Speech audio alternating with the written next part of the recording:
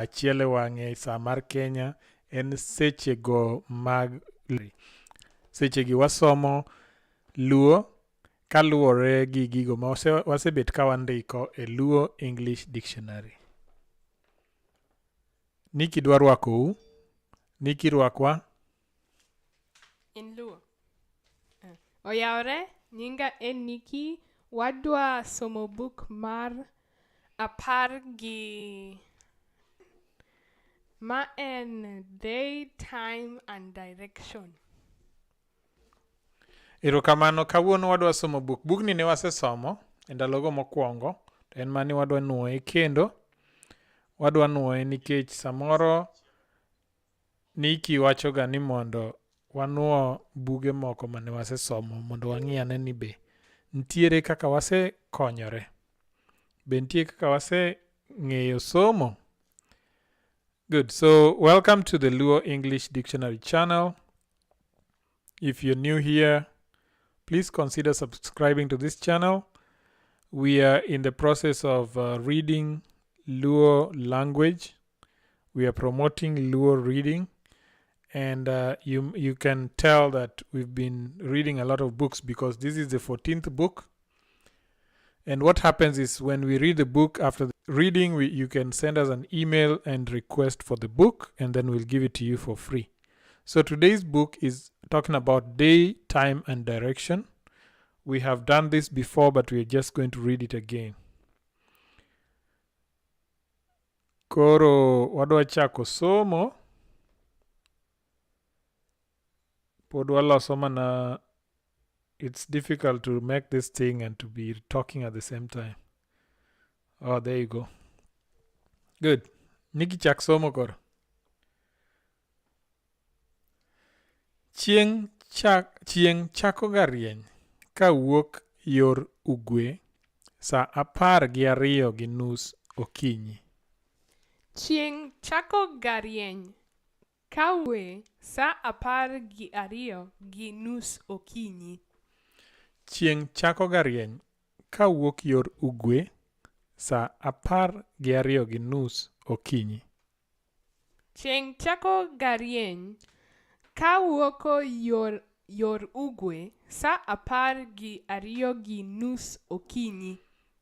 Ka wuok yor ugwe. Ka wuok yor ugwe. Sa 12:30 okinyi. Sa 12:30 okinyi. Nyithindo ma onyuol seche ma chieng' wuok ng'enygi iluongo ni Akinyi kata Okinyi. Nyithindo ma onyuol seche ma chieng' wuok ng'enygi iluongo ni Akinyi kata Okinyi. Nyithindo ma onyuol seche ma chieng' wuok ng'enygi iluongo ni Akinyi kata Okinyi. Nyithindo ma onyuol seche ma chieng' wuok ng'enygi iluongo ni Akinyi kata Okinyi. Nyithindo ma onyuol seche ma chieng' wuok ng'enygi iluongo ni Akinyi kata Okinyi.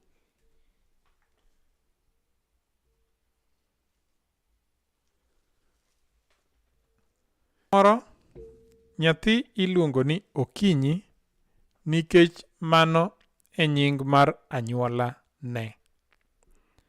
Samoro nyathi iluongo ni Okinyi nikech mano e nying mar anyuola ne.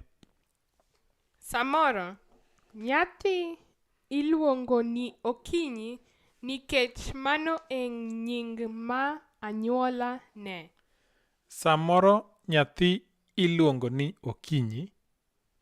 Samoro nyathi iluongo ni Okinyi nikech mano e nying mar anyuola ne.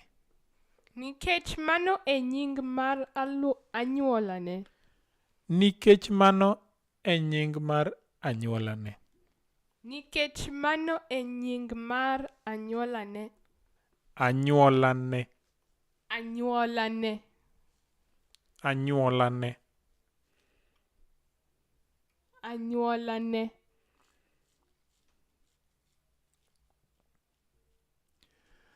Ka oromo sa achiel odhiambo, chieng' podhoga yor imbo. Ka oromo sa achiel odhiambo, chieng' podhoga yor imbo. ka oromo sa achiel odhiambo, chieng' podho ga yor yimbo. Ka oromo sa achiel odhiambo, chieng' podhoga yor imbo. Ka oromo sa achiel odhiambo, chieng' podho ga yor yimbo. Chieng' podhoga yor imbo. Chieng' podho ga yor yimbo. Koyo moro be jakutho ka wuok milambo ka ochimo nyandwat. Mano e koyo makelo tuo mar kor. Koyo moro bende jakutho ka wuok milambo ka ochimo nyandwat. Mano e koyo makelo tuo mar kor. Koyo moro bende jakutho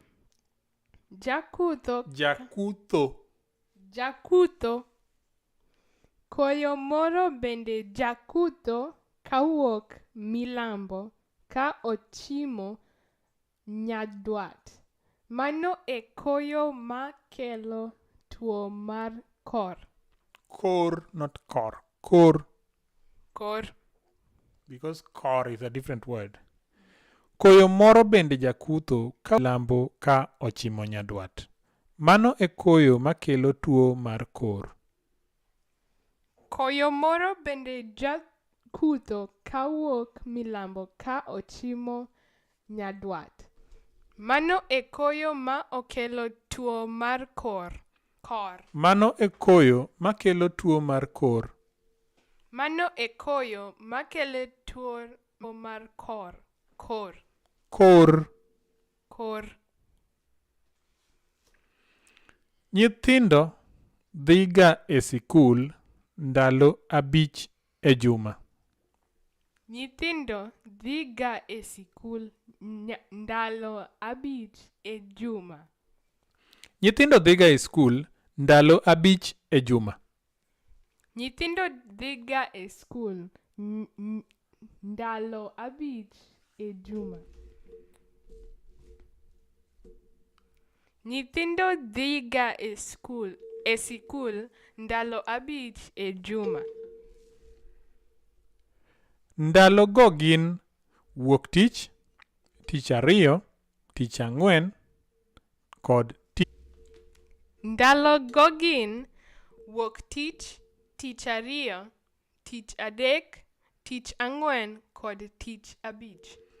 Ndalogo gin wuoktich, tich ariyo, tich adek, tich ang'wen kod tich 5. Ndalogo gin wuoktich, tich ariyo, tich adek, tich 5. Chieng' ngeso kod chieng' odira, nyithindo dong' ga e dala kata gidhiga e chiro. Chieng' ngeso kod chieng' odira, nyithindo dong' ga e dala kata chiro. Chieng' ngeso kod chieng' odira, nyithindo dong' ga e dala kata gidhi ga e chiro. Nyithindo dong' ga e dala kata gidhiga e chiro. Nyithindo dong' ga e dala kata gidhi ga e chiro. Erokamano Mwangi Njoroge, iwacho ni in Murang'a. Murang'a Kandara sub county, iwacho ni iwinjowa maber. Erokamano ahinya. Dan Nyamanga, erokamano. Solveig Sol, karibu. Guy Muset, karibu sana. Margaret Kalori, erokamano, karibu.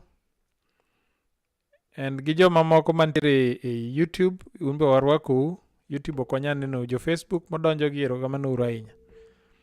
Chieng' ngeso kod chieng' odira, nyithindo dong' ga e dala kata gidhi ga e chiro.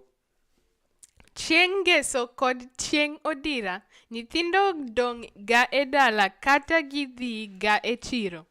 Nyithindo dong' ga e dala? No. Nyithindo dong' ga e dala. Nyithindo dong' ga e dala Kata gidhi chiro. kata gidhi ga e chiro. Chakre tuo mar korona donji, nyithindo ok wuog e udi. Chakre wuoktich nyaka jumapil, juma ka juma.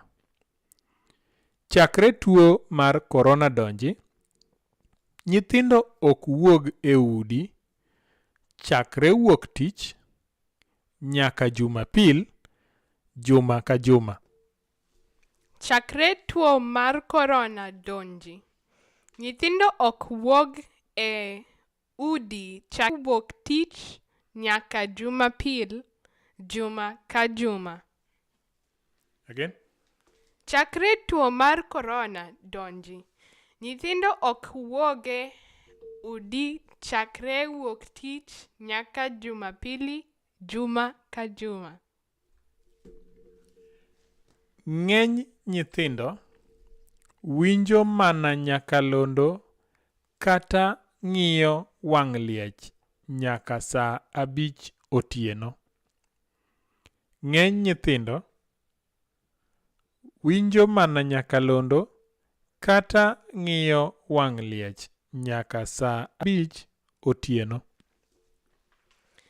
Ng'eny nyithindo winjo mana kanyalondo kata ng'iyo wang' liech nyaka saa 5 otieno. Ng'eny nyithindo winjo mana nyakalondo kata ng'iyo wang' liech nyaka saa 5 otieno. Ng'eny nyithindo winjo mana nyakalondo kata ng'iyo wang' liech nyaka saa 5 otieno. Erokamano. Dan Nyar Nyamange wacho ni intiere San Diego. Wagoni erokamano ahinya.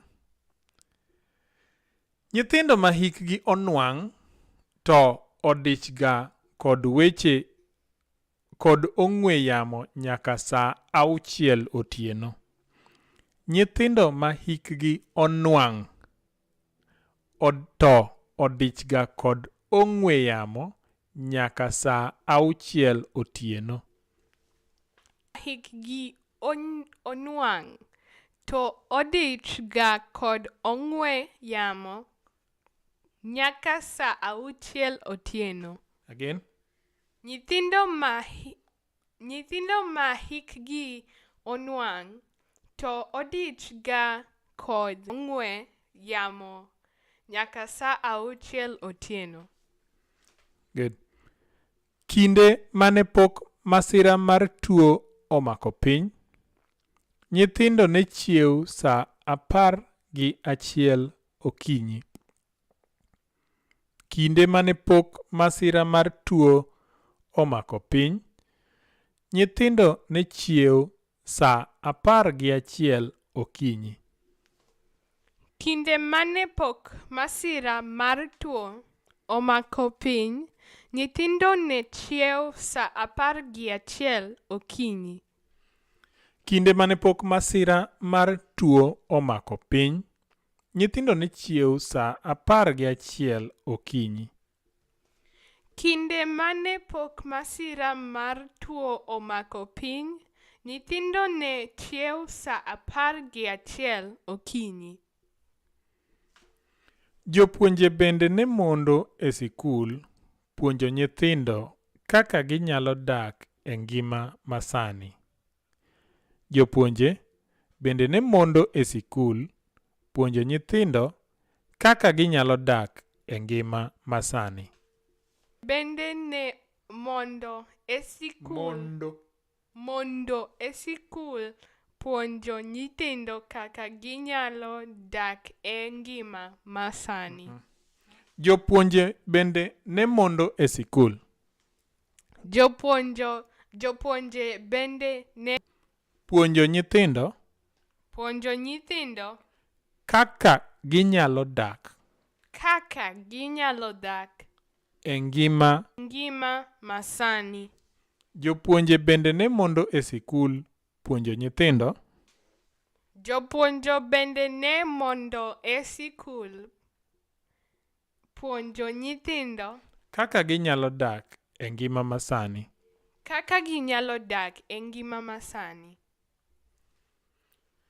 Kinda piny wabiro dok e ngima maber mane wadakie. Kinda piny dok e ngima maber mane wadakie. Kinda piny wabiro dok e ngima mang'eny Maber. e ngima maber mane wadakie. Kinda piny wabiro dok e ngima maber mane wadakie. Kinda piny wabiro dok e ngima maber mane wadakie. Good. So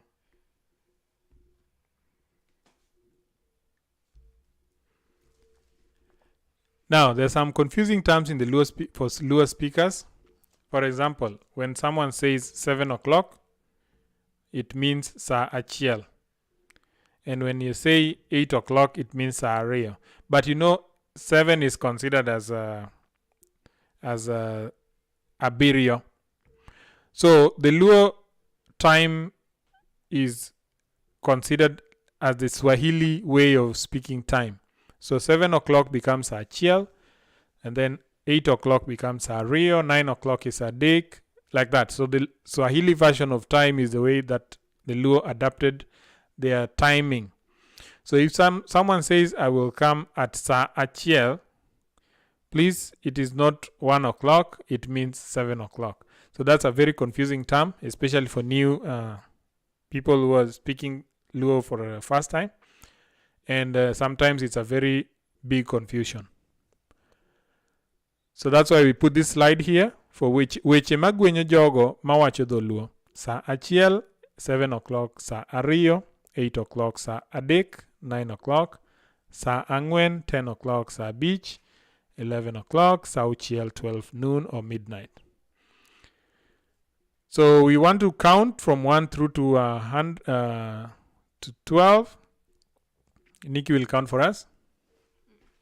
Auchiel, 1. Ariyo, 2. 3. Ang'wen, abich, 5.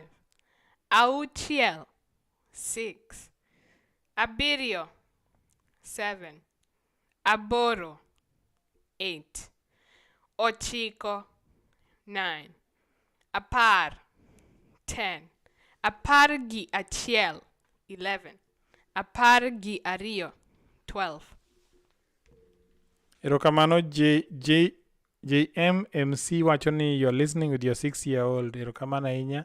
Watemo mondo nyithindo matindo owinj dholuo, osom dholuo kendo owach dholuo. Winjo, somo gi wacho. Erokamano ahinya. So, gwenyruok, as I mentioned earlier, gwenyruok is that the 7 o'clock is actually auchiel, 8 o'clock is ariyo, and like that. So just get used to that. And I think that is the end of it. So if you need this book, please send us an email, luoenglishdictionary@gmail.com, and we shall send it to you for free. We don't charge for this. And if you have any more content that you want us to read, if you want to be featured in the reading, please send us an email indicating that you're interested, and we can do a recorded session with you and air it on the one of the live sessions. So if you would like to be featured as one of the people teaching, or you have an idea of how to teach people Luo better, please, this is not a dictatorship. We want you to come in with us, help us out so that we can be able to reach as many people as we can. So just write us an email, Luo English Dictionary. Ni kidwa moso mogik asto waloro. Oyawore. Wasesomo book mar time sa, book mar sa, and the book about the days of the week. Yes. Adwaro wacho ni oritu. What? Oh. We have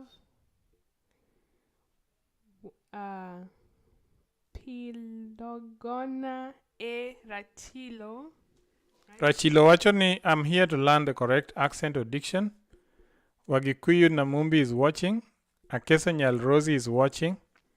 JMC is watching. Dan Onyemaga is also watching from San Diego.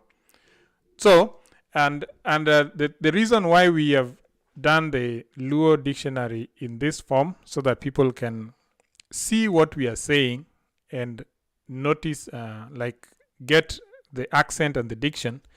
That is why we're doing the presentation.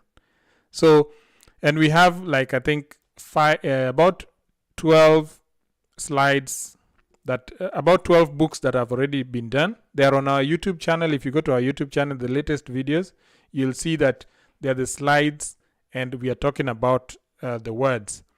So if you have some words and you suggest you have words that you want us to talk about, please send them to us. We shall be able to work around them so that you're able to listen or to understand more Luo.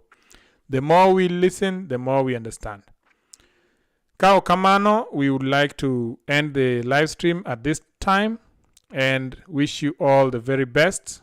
Kwayonu ubongo nyakalaga ogwedhu e seche mabiro.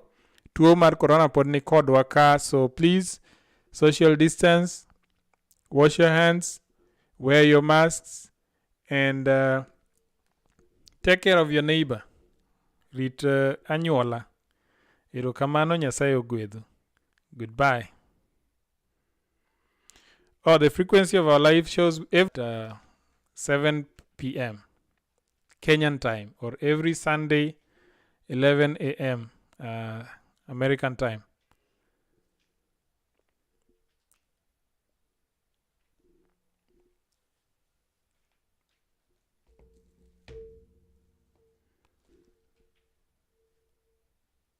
So our live shows are posted on our YouTube channel, and you can also go back into our Facebook page and see the previous live shows. Every Sunday at 7 p.m. Kenyan time, we go live. Every Sunday at 11 a.m. US Eastern time, we go live. Kao kamano oritu.